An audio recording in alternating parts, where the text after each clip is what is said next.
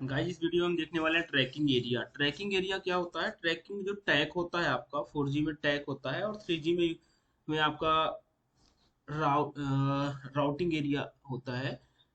तो ये trekking area update होता क्या एक्चुअली आपका कि मतलब यूजर है कहाँ पे करंट में। एक टैग होता है ग्रुप ऑफ इनोडबी, बहुत सारे इनोडबी का कॉम्बिनेशन होता है टैग। और टैग में ये कंफर्म करता है कि मतलब इस लोकेशन में अभी यूई प्रेजेंट है। तो देखो आप, tracking area is logical concept of an area where a user can move around without updating the MME. The network allocates a list with one or more tracking area to the user. In certain operation modes, the UE may move freely in all tracking area of the list without updating the MME.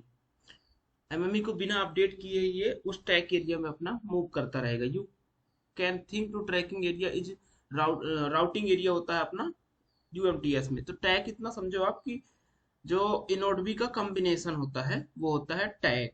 और trekking area identity क्या होता है? Combination of PLMN plus tag, उसको हम बोलते हैं trekking area identity. अब ये टैग जो होता है, ट्रैकिंग एरिया अपडेट रिक्वेस्ट भेजता है यूई इनोड एमएमई को।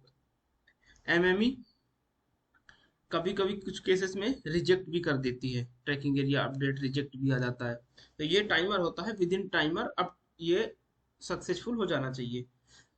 तो ट्रैकिंग एरिया अपडेट रिक्वेस्ट यहाँ पे वही समझा रखा है कि मतलब यूई इनिशिएट करता है। Procedure is always initiated by the UE and is used for the following purpose. मतलब ये होता क्या है, ट्रैकिंग एरिया अपडेट क्यों होता है उसका देख लेते हैं हम कि ट्रैकिंग एरिया अपडेट रिक्वेस्ट जाता क्यों है। तो normal TAU when the UE enters a tracking area that is not in the list of tracking area that the UE previously registered in the MME। वो अपडेट इवेंट में के through update करता है कि मतलब जो पहले से इस टैग में था उस टैग में वो इंटर कर रहा है।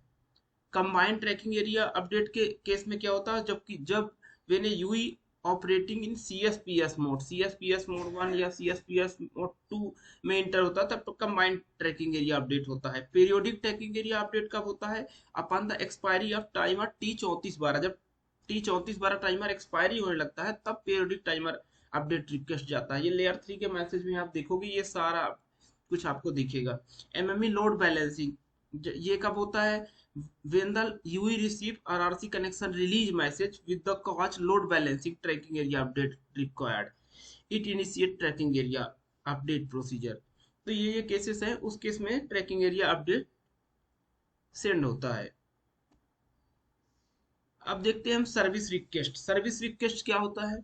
तो the service request message is sent by the UE to the network. UE भेजता है नेटवर्क को to request the establishment of NAS signalling connection and of the radio and S one bearer. Radio and S one bearers को establish करने के लिए, नास signalling को स्टेब्लिश करने के लिए सर्विस रिक्वेस्ट भेजा जाता है।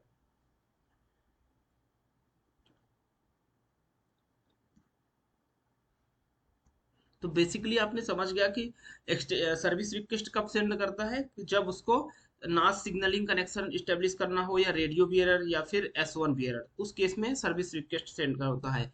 बाकी और भी कुछ केसेस हैं, जैसे कि you shall send the service request message when, कब? जबकि the UE in EMM idle mode receive a paging request with CN domain indicator set to PS from the network. पहला केस हो सकता है। दूसरा, the UE in EMM idle mode has pending the user data to be send. मतलब वो ideal mode में हो गया है बट कुछ डेटा जो है वो सेंड करने के लिए अभी पेंडिंग, डेटा पेंडिंग है और उसको से डेटा को सेंड करना है। उस केस में UE in EMM idle mode has uplink signalling pending. जब अपलिंक के केस में सिग्नलिंग जो पेंडिंग होती है उस केस में भी सर्विस रिक्वेस्ट इनिशिएट होता है। UE in EMM idle mode has uplink CDMA 2000 signalling pending to be transmitted over EUTRAN. उस केस में भी होता है अपना। तो ये केसेस है कि कब आपका सर्विस रिक्वेस्ट होता है। इसी तरह से इतना याद रखो, आपकी सर्विस रिक्वेस्ट यूई सेंड करता है नेटवर्क को, और किस केस में सेंड करता है, दैट्स इट, आपके लिए इतना सफिशियंट है। उसके बाद आप सर्विस रिक्वेस्ट में, एक्सटेंडेड सर्विस रिक्वेस्ट में आते हैं। तो एक्सटेंडेड सर्विस रिक्वेस्ट क्या होता है? Extended service request message is sent by the UE to the network to initiate CS fallback और CS fallback call respond to an empty CS fallback। मतलब कि जब आपका CS कॉल होता है उस केस में एक्सटेंडेड सर्विस रिक्वेस्ट जाती है आपकी। This message is also used if the UE want to request the establishment of NAS signaling connection for packet service। वहां पे क्या था, नास सिग्नलिंग कनेक्शन कर रहा था सर्विस रिक्वेस्ट बट के लिए, बट वो सिग्नलिंग का केस था। यहाँ पे क्या है, for packet service and if the UE need to provide additional information that can not be provide service request. और यूई को कोई एडिशनल इंफॉर्मेशन भी रिक्वायर होती है, उस केस में भी ये service request, extended service request भेजता है। अब जैसे कि देख रहे हैं हम, the UE in EMM idle mode receive a paging request with CN domain indicator set to PS from the network. एक केस हो गया। दूसरा case, the EMM idle mode has pending user data to be send. कोई data pending है transmission के लिए, uplink sending,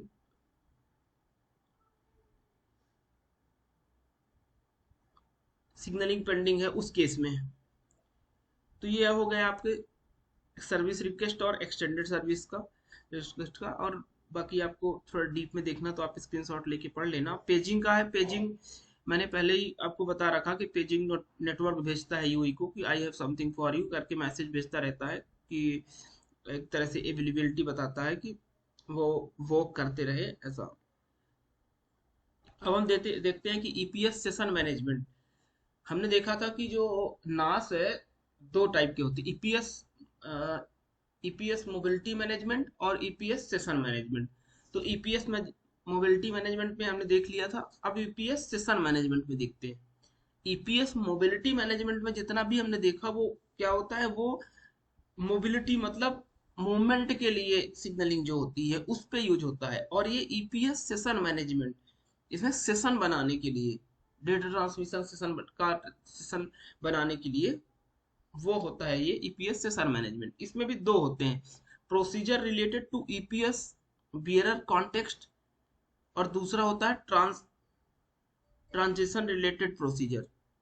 तो पहले वाले में कौन कौन सा हो गया आपका, default EPS bearer, dedicated EPS bearer, EPS bearer context modification, EPS bearer context deactivation. मतलब आपका पहला हो गया कि डिफॉल्ट बियरर एक्टिवेट करने के लिए, दूसरा डेडिकेटेड बियरर एक्टिवेट करने के लिए, तीसरा हो गया आपका बियरर को मॉडिफाई करने के लिए, चौथा हो गया आपको बियरर को डीएक्टिवेट करने के लिए। तो ये आपके चार हो गए। और ट्रांजिशन वाले में क्या होते हैं, पीडीएन कनेक्टिविटी प्रोसीजर के लिए, दूसरा पीडीएन डिस्कनेक्ट प्रोसीजर के लिए, तीसरा बियरर रिसोर्स एलोकेशन प्रोसीजर के लिए, चौथा बियरर रिसोर्स मॉडिफिकेशन के लिए।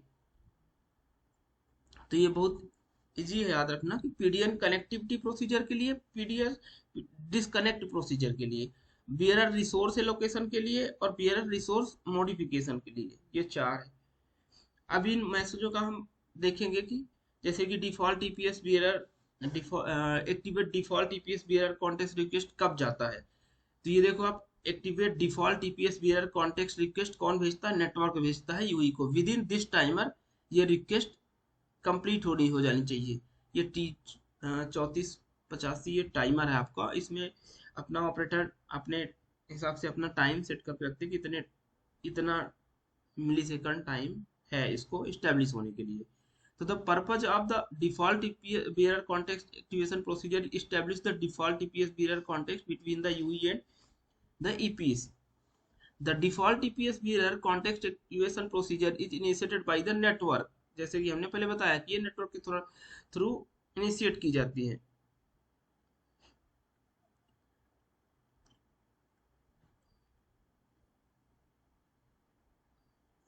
डिफॉल्ट ईपीएस बियरर जो होता है आपका नॉन गारंटेड बिट रेट होता है, नॉन जीबीआर होता है। A dedicated bearer can be either a GBR non GBR. और जो आपको डेडिकेटेड बियरर होता है वो जीबीआर भी हो सकता है, नॉन जीबीआर भी हो सकता है, बट डिफॉल्ट बियरर होता है वो non GBR, non guaranteed bit rate होता है आपका। Default bearer remain establishment throughout the lifetime of the PDN connection to provide the UE with IP connectivity of the PDN। तो ये देख लो आप, बेसिक है, इसके स्क्रीनशॉट लेके पढ़ लेना आप। जैसे कि इस पे बता रहा कि the MME shall initiate the default bearer context activation procedure by sending activate default TPS bearer context request message। अब इसका जब हम कॉल फ्लो पढ़ेंगे तो वहां पे आपके सारे कॉन्सेप्ट क्लियर हो जाएंगे। ये आपका डेडिकेटेड ईपीएस बियरर कॉन्टेक्स्ट हो गया। डिफॉल्ट बियरर डिफॉल्ट बियरर जो होता है, ये एक्टिवेट होने के लिए होता क्या कि हमारा जो मोबाइल होता है, डिफॉल्ट बियरर एक्टिवेट होने के बाद हम डेटा एक तरह से कनेक्ट हो पाते हैं, बट यदि कोई पर्टिकुलर सर्विसेज यूज करनी है तो उस केस में हमको डेडिकेटेड ईपीएस बियरर एक्टिवेट करनी होती है। मतलब कि आपका जो QCI होती हैं, तो कोई पर्टिकुलर स्पेसिफिक एप्लीकेशन या चलाना है आपको, तो उसके लिए एक जो डेडिकेटेड बियरर बनता है तो वो सेपरेट रहता है। The purpose of dedicated EPS bearer context activation procedure establish an EPS bearer context with the specific QoS and TFT between the UE and EPC। मतलब वही बोल रहा है ये कि कोई स्पेसिफिक डेडिकेटेड बियरर जब बनेगा, जब कोई भी एक क्वालिटी ऑफ सर्विस जो QoS है स्पेसिफिक यूज होगा उसके लिए। ए PDN connection consist of default bearer, EPS bearer and depending on the service which the connection is used A number of dedicated EPS bearer. मतलब आपका जो डिफॉल्ट बियरर है वो तो रहेगा ही, वो डिफॉल्ट बाई डिफॉल्ट तो एक बार कनेक्ट हो गया वो तो स्टेब्लिश ही रहेगा, बट जो डेडिकेटेड बियरर है ये एडिशनली स्टेब्लिश करेंगे हम डेडिकेटेड बियरर के लिए। For information, a default EPS bearer is established during the attach or standalone PDN connectivity procedure। अभी कॉल फ्लो के टाइम में आप सारी चीजें क्लियर हो जाएगी आपकी। यहाँ पे बता रखा है the dedicated EPS bearer can be either guaranteed bit rate और नॉन गारंटेड बिट, मतलब जीबीआर नॉन जीबीआर दोनों हो सकता है ये। कुछ सर्विसेज है जिसमें कि बिल्कुल गारंटेड बिट रेट चाहिए होती है, और कुछ है कि नॉन जीबीआर में भी चल जाती कुछ सर्विसेज, तो उस पे ऊपर डिपेंड करता है। अब ये activate default bearer EPS bearer कौन सेंड करता है? नेटवर्क सेंड करता है। ये इसका टाइमर हो गया। अब modify EPS bearer context request. अब सपोज कोई भी बियरर बना हुआ है तो उस बियरर को मॉडिफाई करना है, तो हमारा नेटवर्क भेजता है modify bearer context request UE को, और यूई फिर एक्सेप्ट करता है कि हाँ हम इसको मॉडिफाई कर रहे हैं। और एक स्पेशल, तो ये आपका हो गया modify EPS bearer context request. उसके बाद आप